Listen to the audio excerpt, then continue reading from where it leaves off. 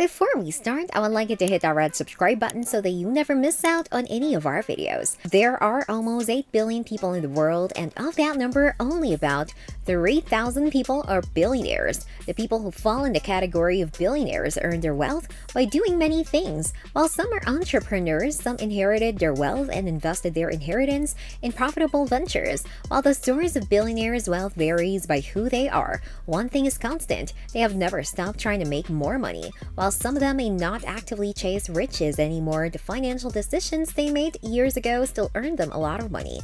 In this piece, we peek into the billionaires' world to take a walk in the life of one of them, Steve Ballmer. Join us as we examine Steve's career and how he was able to amass a net worth of $79.7 billion. Steve Ballmer's biography.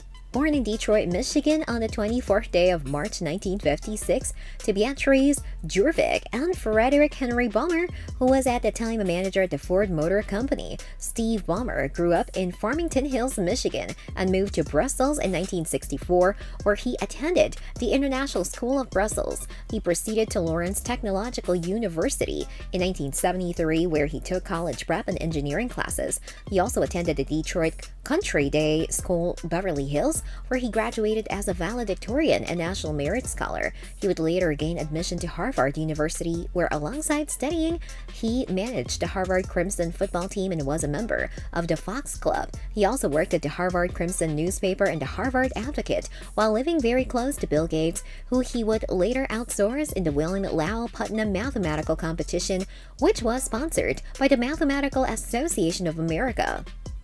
He graduated with honors in 1977, earning a Bachelor of Arts in Applied Mathematics and Economics.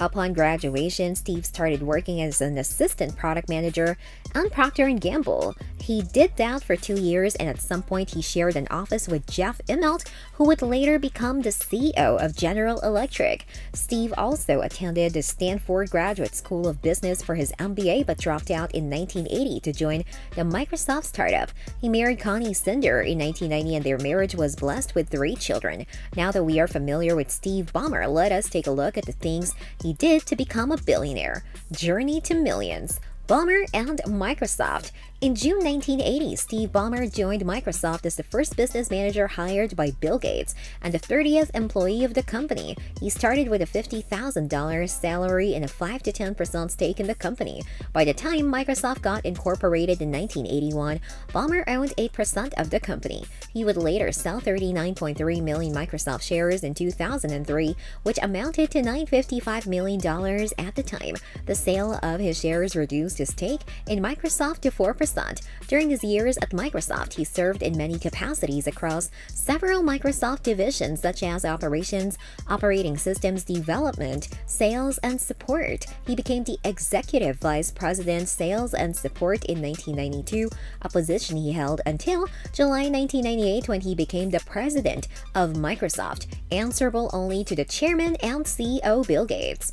Ballmer as Microsoft CEO. Steve Ballmer became the Chief Executive Officer of Microsoft in January 2000, handling the company's finances and operations, while Bill Gates retained his position as the Chairman and Chief Software Architect. Bill Gates later stepped down from his position as Chief Software Architect in 2006, a move that afforded Ballmer the autonomy required to take some management steps in the company. He orchestrated the acquisition of Skype and other software.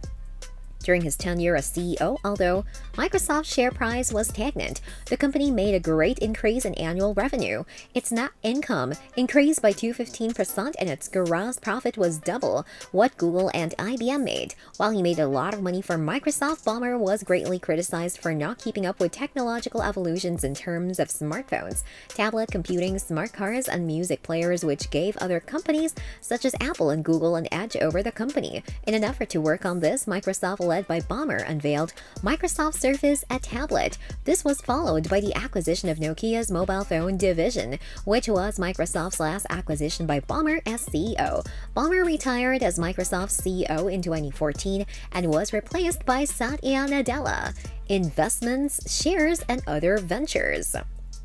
Although Steve Ballmer is one of the very few individuals who became billionaires from the stock options they receive as employees in companies they didn't own, he has made several other investments and owned shares in many other establishments. One such investment is Ballmer's purchase of the Los Angeles Clippers, the Los Angeles-based basketball team, which was announced in September 2014 after a California court ruled that Shelley Sterling could sell the team. He also purchased the Forum in March 2020 and was voted as the best owner in basketball based on the Athletic survey in the summer 2020. In 2015, Ballmer bought a 4% stake in Twitter, the microblogging website. Years later, that stake would be worth billions of dollars. With this information, you know now what to say when someone asks you about the source of Steve Ballmer's wealth. This brings us to the end of our video. I hope you enjoyed it. Hit like if you did, and don't forget to subscribe to our channel so that you don't miss any of our videos in the future.